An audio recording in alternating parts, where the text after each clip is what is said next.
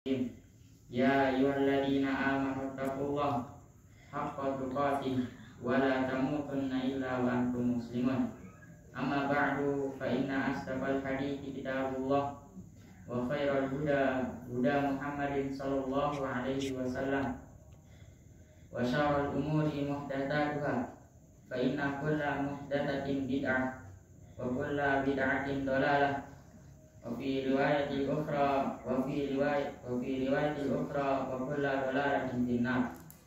Amma ba'du, segala puji hanya milik Allah Subhanahu wa taala. Kita memujinya dan memohon pertolongan kepadanya. Kita juga tentunya memohon perlindungan kepadanya dari kejahatan-kejahatan jiwa-jiwa kita dan dari keburukan-keburukan amal perbuatan kita. Sesungguhnya barang siapa yang Allah Subhanahu wa taala beri hidayah, maka tentu tidak ada satupun makhluk yang dapat menyesatkannya. Walaupun seandainya didatangkan 1000 Fir'aun, begitupun seluruh dunia ini misalnya adalah Dajjal, maka tentu saja tidak ada yang dapat menyesatkannya. Begitupun sebaliknya, barang siapa yang Allah Subhanahu wa taala telah sesatkan dia, maka ketahuilah tidak ada satu makhluk pun yang dapat memberinya hidayah. Oleh karena itu, hidayah itu sangatlah mahal, sangatlah tidak dapat dibeli. Walaupun misalnya didatangkan 1000 nabi untuk memberikan petunjuk kepada orang ini, didatangkan begitupun 1000 rasul untuk diberikan petunjuk, akan tetapi ketahuilah tidak akan ada yang dapat memberinya hidayah kecuali Allah Subhanahu wa taala. Maka pantaslah kita bersyukur kepadanya.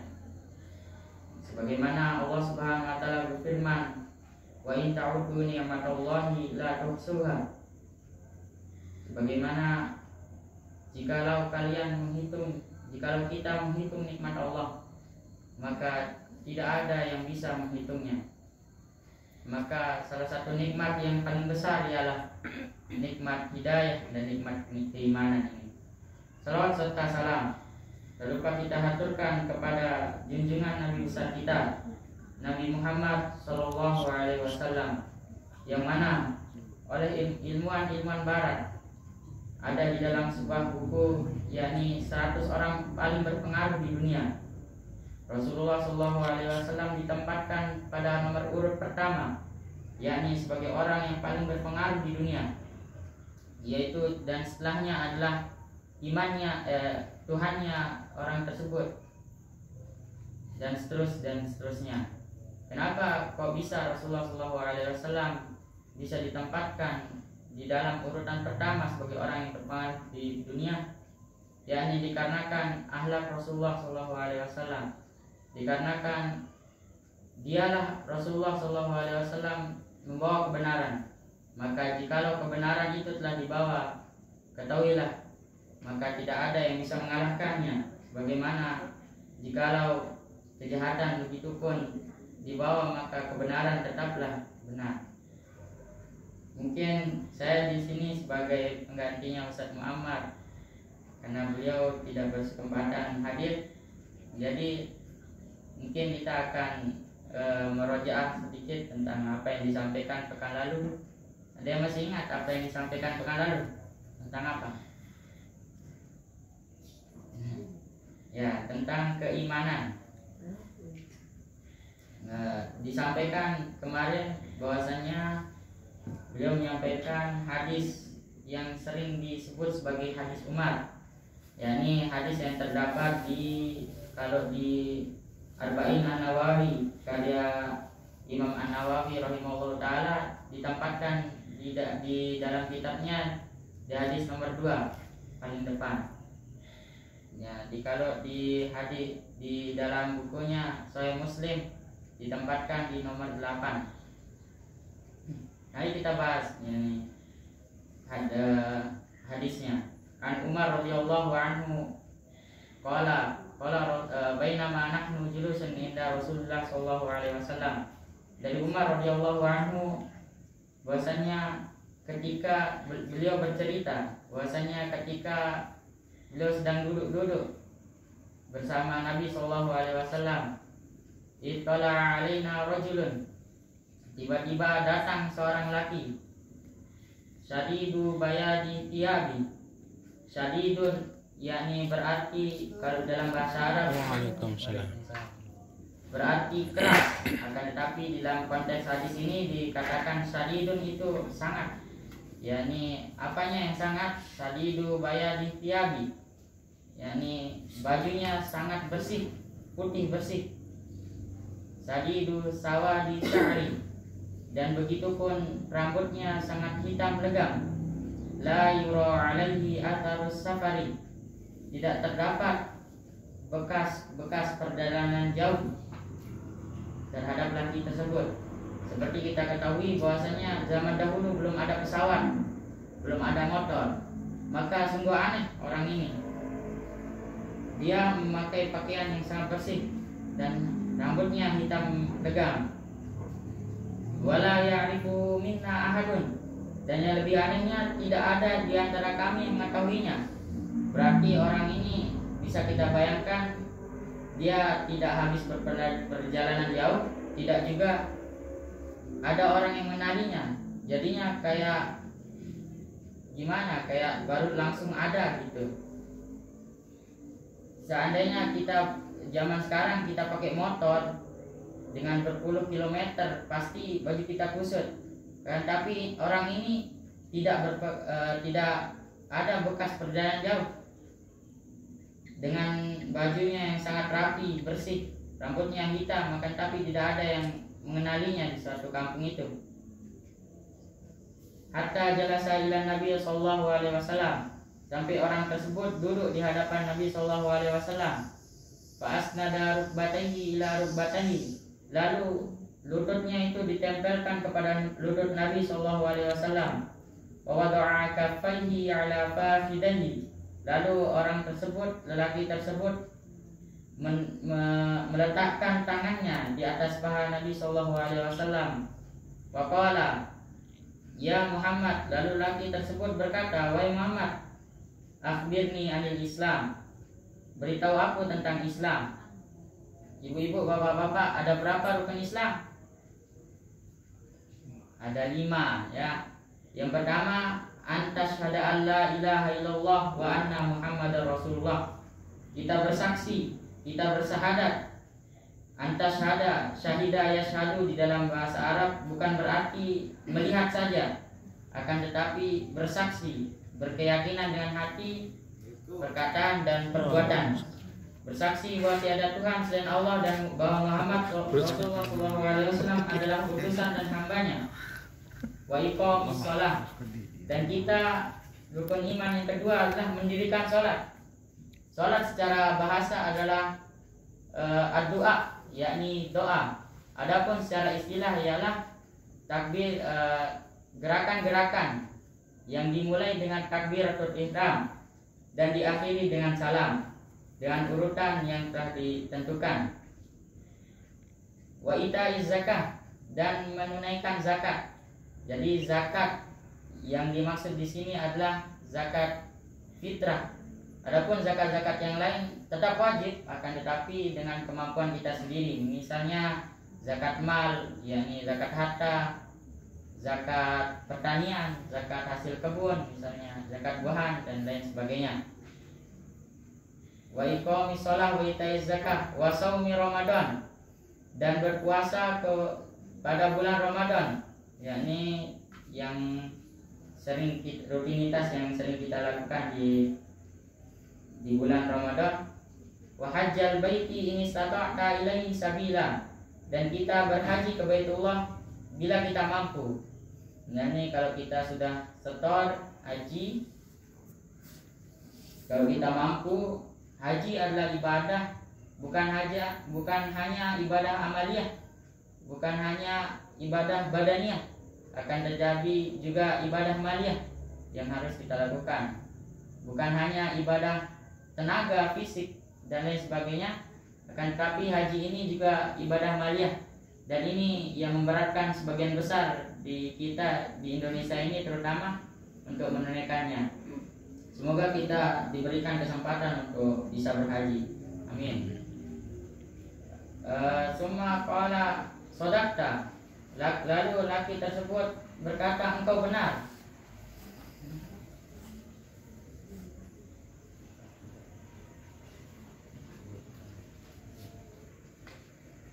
Kemudian laki tersebut berkata, fa'akhbirni anil iman. Beritahu aku tentang keimanan. Rasulullah SAW menjawab, qala antu'minu billah. Engkau beriman kepada Allah, wal malaikatihi, dan kepada para malaikatnya, wa kitabihi wa kutubihi, dan kepada kitab-kitabnya, wa rusulihi, dan kepada rasul-rasulnya, wal yaumil akhir, dan hari akhir, wa tu'mina bil qadri khairihi wa syarrihi, dan kita beriman kepada takdirnya yang baik maupun yang buruk. Kita bergaris bawahi bahwasannya keimanan yang disebutkan di dalam hadis tersebut ialah menjelaskan tentang pokok-pokok yang harus diimani, yaitu yang disebut dengan rukun iman. Akan tetapi, apakah pengertian iman itu tersendiri? Ibu-ibu, bapak-bapak, apa pengertian iman? Keyakinan. Ya, dalam segi bahasa, al-iman berarti i'tiqadun, yakni keyakinan atau percaya. Oleh karenanya orang yang dipercaya disebut pemegang amanah. Sedangkan pengertian iman yang dimaksud di hadis Umar ialah at-tasdiq atau al-yakin, yaitu meyakini sebagaimana Allah Subhanahu wa taala sebutkan di dalam firman-Nya dalam surat Al-Hujurat ayat 15. A'udzu billahi minasyaitonir rajim. Innal ladzina amanu billahi wa rasulih. Sesungguhnya orang-orang mukmin yang sebenarnya ialah mereka yang beriman kepada Allah dan Rasul-Nya. Tsumma lam yartabu. Kemudian mereka tidak ragu-ragu. Wajahadu bi amwalihim wa anfusihim. Kemudian mereka berjihad dengan harta dan jiwanya fi sabilillah, di jalan Allah. Ulaika humus shadiqun. Mereka itulah orang-orang yang benar. Keimanan dalam artian meyakini adalah yang pertama ialah meyakini Allah Subhanahu wa taala sebagai al-ilah, yaitu memposisikan Allah Subhanahu wa taala sebagai Rabb yang harus disembah, yaitu al-ma'bud, sekaligus memposisikan diri kita, yakni kita semua memposisikan diri kita sebagai hamba yang harus mengibadahinya, yaitu yang disebut al-abdu. Kedua ialah meyakini Allah Subhanahu wa taala sebagai ar-Rabb dengan seluruh sifat-sifatnya, yang dimana diantaranya ialah Allah Subhanahu wa taala adalah zat yang maha menciptakan. Allah Subhanahu wa taala adalah zat yang maha menghidupkan dan yang maha mematikan. Allah Subhanahu wa taala adalah zat yang memberi rezeki. Allah Subhanahu wa taala adalah zat yang maha memberi perlindungan.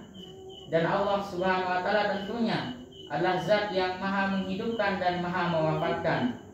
Dan masih banyak lagi sifat-sifat Allah Subhanahu wa taala yang lainnya yang tentunya harus kita imani seluruhnya. Ketiga ialah Allah Subhanahu wa taala sebagai pemilik segalanya, termasuk kita, dan apa yang ada dalam penguasaan kita adalah tentunya milik Allah Subhanahu wa taala. Misalnya pakaian, wajah, harta, dan seluruh apapun yang kita punya, hendaknya kita menisbatkan bahwasanya itu ialah milik Allah Subhanahu wa taala dan dititipkan kepada kita. Dan bagaimana kita mengevaluasikannya, mengaplikasikannya di dalam kehidupan kita sehari-hari? Apakah kita menggunakannya untuk beribadah atau malah sebaliknya? Semoga kita diberikan oleh Allah Subhanahu wa taala kekuatan untuk selalu beribadah kepadanya dan selalu untuk mengingatnya. Ketiga hal tersebut disebutkan oleh Allah Subhanahu wa taala dalam firman-Nya dalam surat An-Nas ayat 1 sampai 6. Allah Subhanahu wa taala berfirman, "A'udzu billahi minasyaitonir rajim. Bismillahirrahmanirrahim. Qul a'udzu birabbin nas." Katakanlah, aku berlindung kepada Tuhannya manusia, Malikin nas, rajanya manusia, raja manusia, Ilahin nas, sesembahan manusia, min syarril waswasil khannas, dari kejahatan bisikan setan yang bersembunyi, alladzi yuwaswisu fi sudurin nas, yang membisikkan kejahatan ke dalam dada manusia, minal jinnati wan nas, dari golongan jin dan manusia. Quran surat An-Nas ayat 1 sampai 6. Iman dalam pengertian sebuah keyakinan sejatinya memberikan pengaruh kepada orang yang beriman, yaitu perasaan takut atau keinginan, yang kemudian melahirkan sebuah tindakan atau amal, ucapan. Misalnya, seseorang yang meyakini di sebuah pohon besar ada jin penunggunya, maka orang tersebut merasa takut karena terkena bahayanya dan ingin selamat dari bahayanya. Maka dia melakukan ritual-ritual tertentu, seperti misalnya menyajikan sesajen, atau paling tidak mereka tidak berani lewat di pohon tersebut. Begitu juga seharusnya dalam hal mengimani Allah Subhanahu wa taala. Seseorang yang mengimani Allah Subhanahu wa taala itu akan merasa takut dengan murkanya dan pasti akan berharap akan ridhonya. Maka dia akan melakukan amalan-amalan yang menghasilkan ridha Allah Subhanahu wa taala dan menjauhi amalan-amalan yang menghasilkan murka Allah Subhanahu wa taala. Dan dia akan taat melakukan ibadah, tidak akan pernah berdusta, tidak akan pernah bermaksiat kepada Allah Subhanahu wa taala. Itulah hakikat iman yang sebenar-benarnya. Maka jamaah yang dirahmati Allah Subhanahu wa taala, dustalah seseorang yang menyatakan iman kepada Allah, bahwa Allah itu adalah Al-Alim dan Al-Basir, Maha mengetahui dan Maha melihat, sementara ia masih melakukan kecurangan-kecurangan tertentu dan masih melakukan korupsi dan hal-hal maksiat lainnya masih ia lakukan. Bukankah Allah Subhanahu wa taala itu selalu menyertainya? Bukankah tidak satu perkara pun yang tersembunyi baik dari Allah tersembunyi dari Allah Subhanahu wa taala, baik yang ada di bumi maupun yang di langit, termasuk ke dalam pengawasan Allah Subhanahu wa taala. Sebagaimana dalam firman Allah Subhanahu wa taala sebutkan dalam firman-Nya, "A'udzu billahi minasyaitonir rajim. Wa huwa ma'akum aina ma kuntum." Dan dia bersama kamu dimanapun kamu berada. Wallahu bima ta'maluna basir. Dan Allah Subhanahu wa taala Maha melihat apa yang kamu kerjakan. Jamaah yang dirahmati Allah Subhanahu wa taala, itulah sekiranya hakikat iman di dalam pengertian bahasa dan istilah.